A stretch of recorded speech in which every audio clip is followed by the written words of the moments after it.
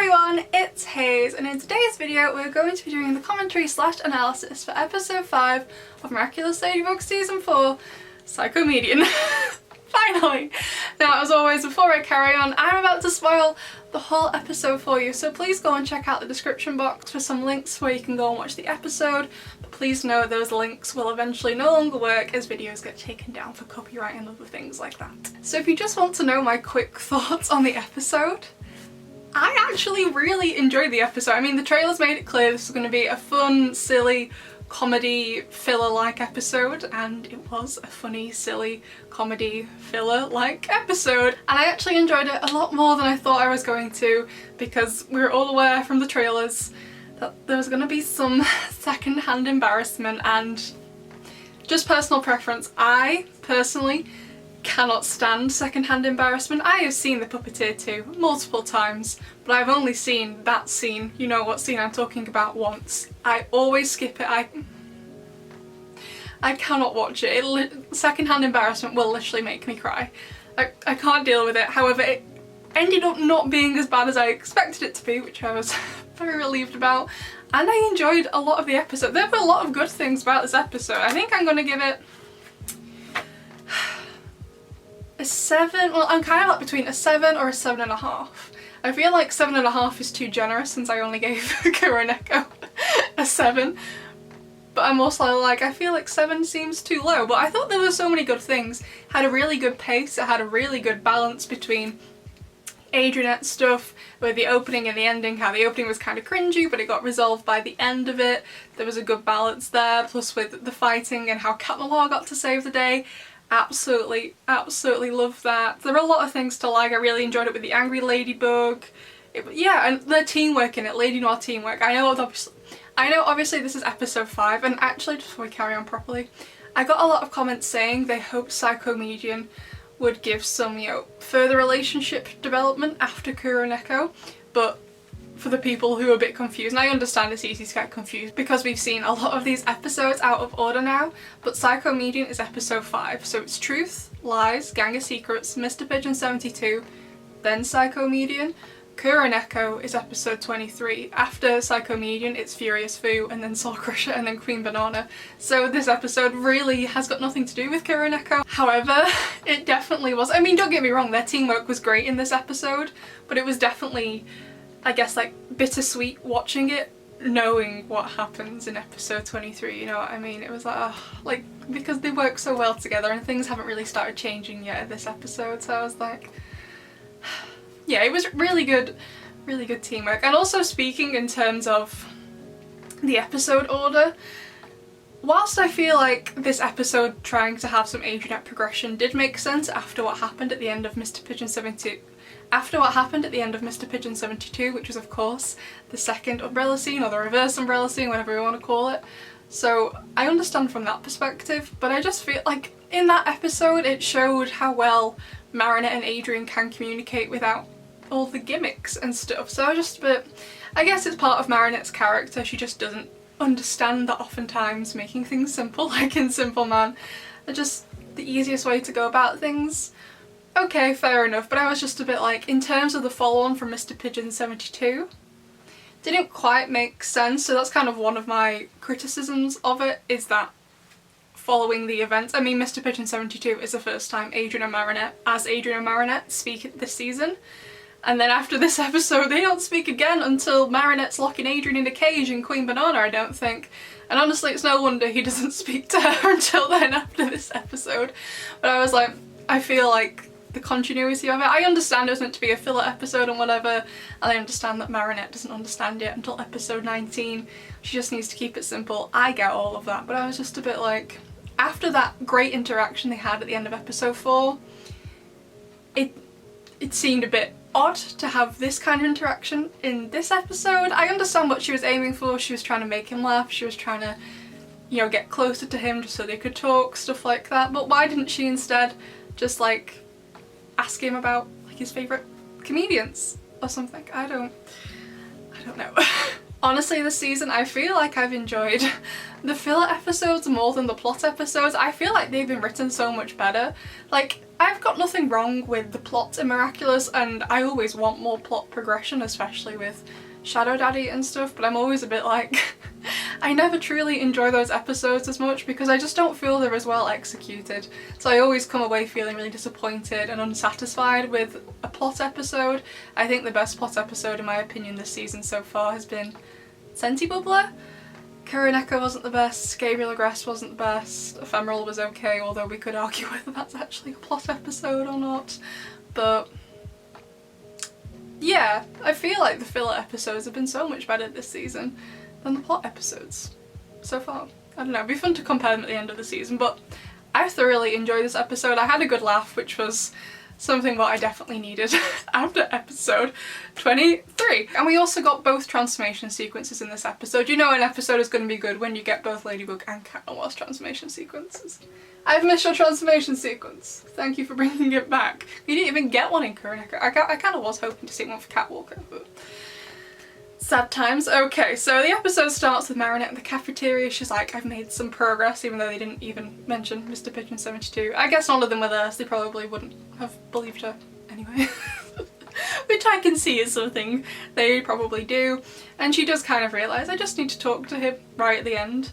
Finally. I do sometimes feel, I don't know if any of you feel this way, you all know I love Adrianette. I think Adrianette is probably my favourite side of the Love Square.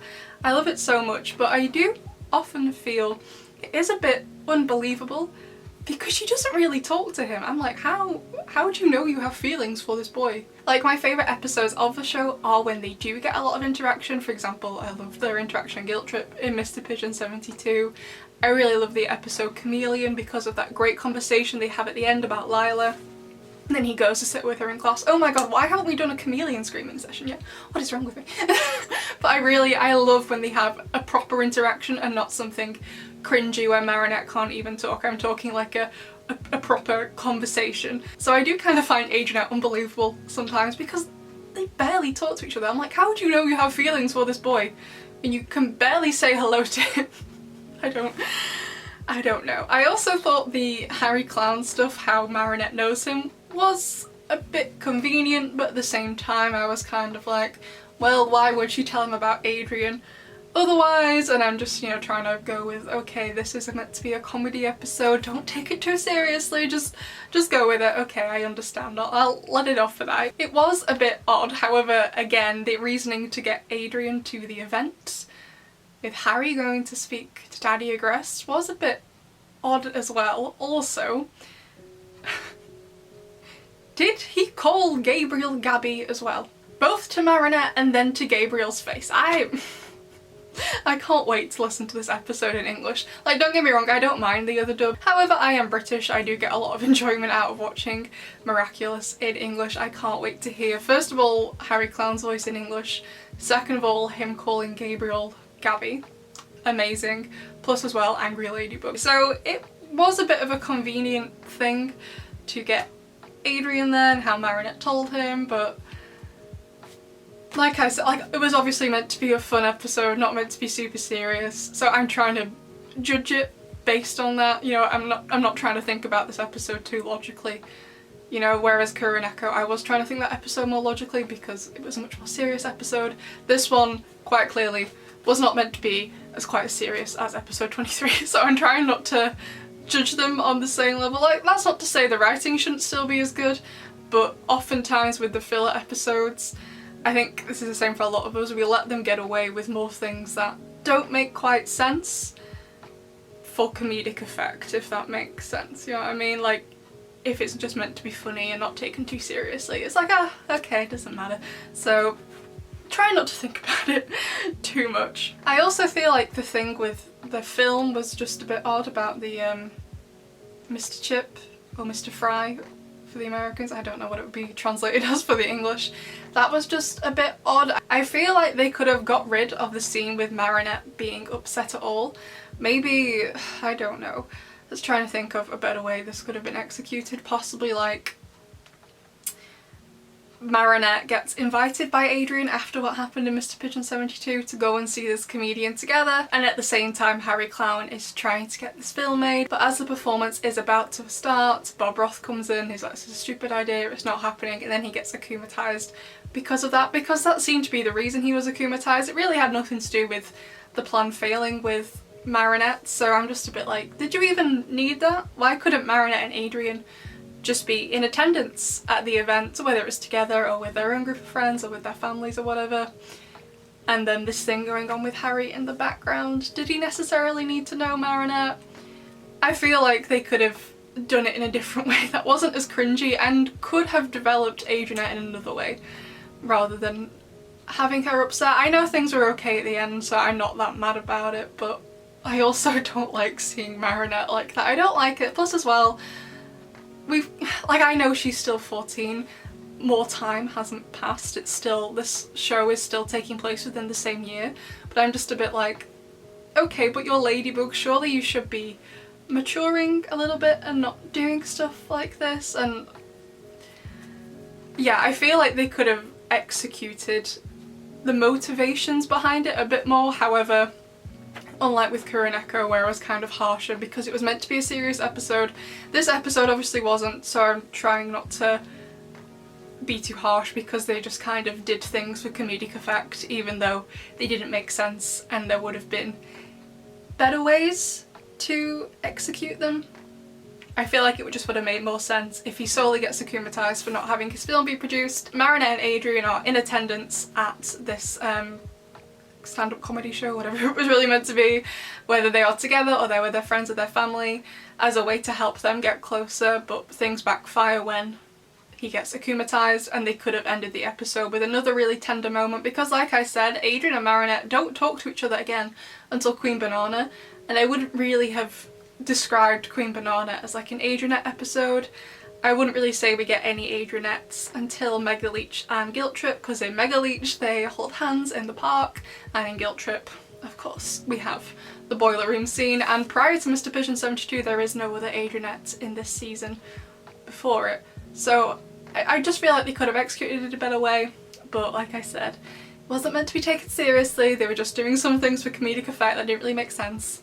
So I'm trying not to judge it too harshly. I mean, it did the job, it told us it was going to be a funny filler, and it was a funny filler episode. But as someone who definitely does watch the show for Love Square content, I feel like the Adrianette could have been executed in a better way without Marinette or Adrian having to be embarrassed. However, that being said, I don't think the secondhand embarrassment scene was that bad. I think because you could tell Adrian was uncomfortable and then Marinette started getting uncomfortable and you could see she was losing her confidence and then she ran off crying.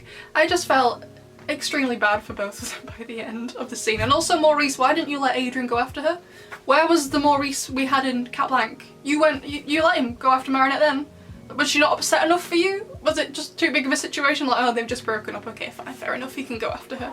But in this episode he was like, actually, she's just squirted water in your face, Adrian. Let's stay away from her because she's obviously a psycho and I am paid to protect you. Maybe that's what was going through his head. I genuinely don't know. But I was like, no, let him go after her.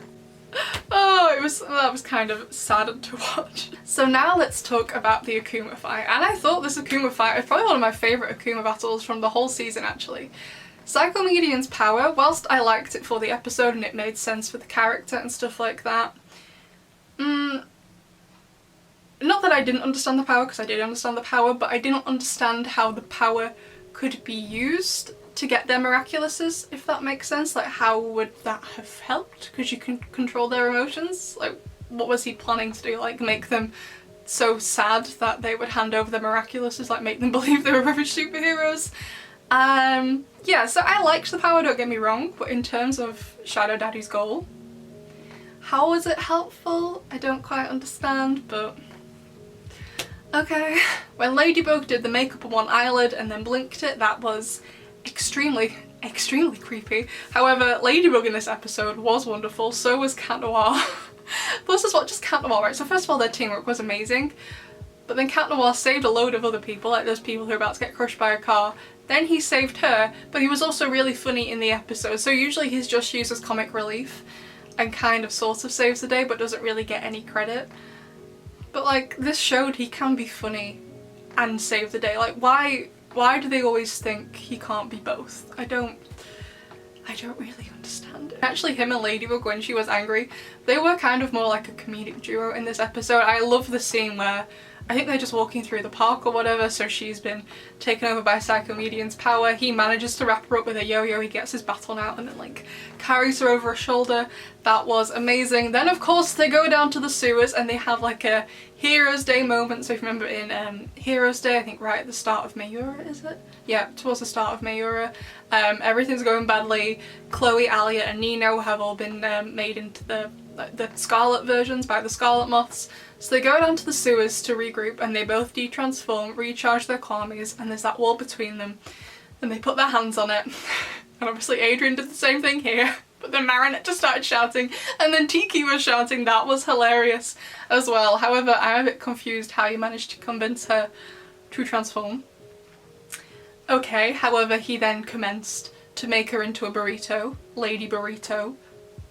Absolutely loved it. Like I said, there were some really great moments in this episode, so even though I don't think this was the best episode I've ever seen of Miraculous, it was certainly an enjoyable episode. I really enjoyed it and it had a really good pace to it. There was no point I felt like the pace of the episode was really messing around. At points it was slow, I didn't feel like I was bored, I didn't feel like it was rushing at any point. It was a pretty solid episode. So then Ladybug does her lucky charm and automatically squashes it, and I mean, I've only held the motorcycle helmet once or twice in my life, but they're pretty heavy, so she must have feet made out of iron. First we've got Shadow Daddy's incredibly strong thumbs, and now we've got Marinette's absolutely solid feet. Wow. Amazing. So then they go over to the hotel to try and save Bob Roth, even though he doesn't deserve it. Honestly, at this point, I just leave him because he was like, yeah, he was like kind of a mix between him and Gabriel were the cause of Mr. Rami's akumatization in the previous episode. Like, I would have just left him to fend for himself. Like, just leave him, lock together. I would have locked Psycomedian in the same room with him and just left them to talk to each other, basically.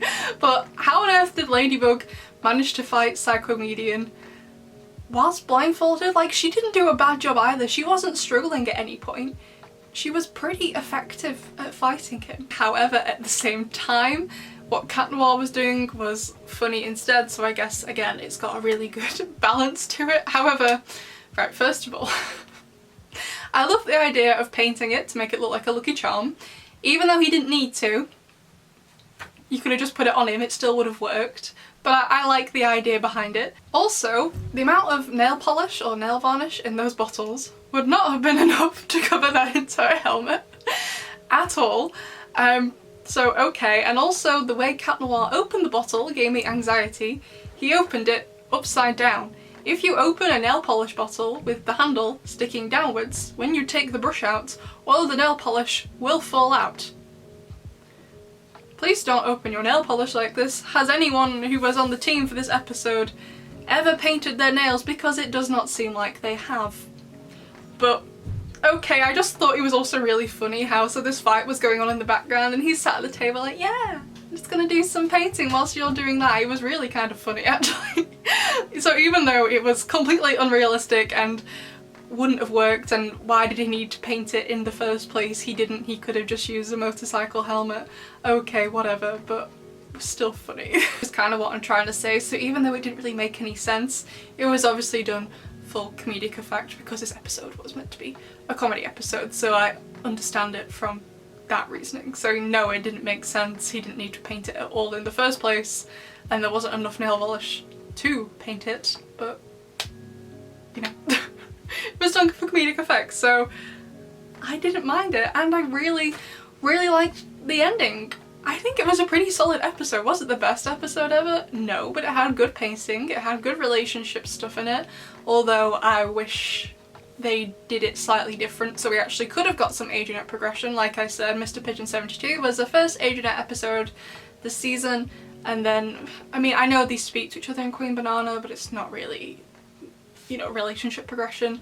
We don't really get any of that until Guilt Trip, so I feel like they could have done it differently. But again, like I said, it was a comedy episode, so they're obviously trying to do things for comedic effect, even if they didn't really make sense, and there could have been a better way to do it. So yeah, that's probably the only real criticism I have of the episode. Probably that, and how Marinette managed to fight Psycomedian without zero problems whilst blindfolded. From what I saw, in my opinion, it didn't look like she was struggling in the slightest. She looked like she was fighting as if she could see normally. So yeah, that's probably the only real criticisms I have of the episode. It definitely wasn't the best episode, but I really enjoyed myself. Good pacing, good dialogue, good character development. Would have wished for some more relationship development. Didn't quite happen, but I was still happy. I love a good Adrianette episode, and of course we got good Lady Noir teamwork. Yeah, I really liked the Akuma attack. I loved how Cat Noir saved the day. I just wish him saving the day would be in a more important episode rather than in a filler episode that I feel a lot of people will probably forget about soon. So yeah, I really enjoyed it, but I guess I would like for Cat Noir to save the day in a more important episode one day. That would be nice if he can do that. So yeah, I really like the episode. I think actually I am going to give it a 7.5 out of 10, which is more than I gave Kuroneko. But okay, an MVP of the episode was obviously Cat Noir. He did a wonderful job. He was a hero, he was also a comedic genius. He saved pretty much everyone in this episode. And yeah, he was just wonderful. I love Cat Noir. I feel so sorry for him with the way the season's gone. I'm so sad for him. I feel bad for him all the time. And also, speaking of Psycomedian, obviously this is the video for it, I've already started making the screaming session for Monday, and I thought you all probably wanted a Kuroneko screaming session over a Psycomedian screaming session. I assumed before even seeing Psycomedian. So this Monday we're going to do the Kuroneko screaming session, and then next week we will do a Psycomedian screaming session, like a Lady Noir / Adrianette one, assuming that's what you want. You'll have to tell me. I don't know. Do you want me to put a poll? Let me know. I'd also really love to know what you liked about this episode. I think it was a pretty good episode. However, besties, if you have a lot to say to me, then I can't wait to read it. However, if you are going to write me an essay, I have bad eyesight. Could you please put some paragraphs in when the moment strikes you? The paragraphs don't have to make sense, but if you look at what you've written and I'm like, I've written quite a lot there, maybe I should break this up. Just do it. I'm not your English teacher. I don't care if your essay makes sense in terms of the paragraphs. It's just so it's easier for me to read. So I'd love to know what you think, besties, and I'll see you in the next one. Bye!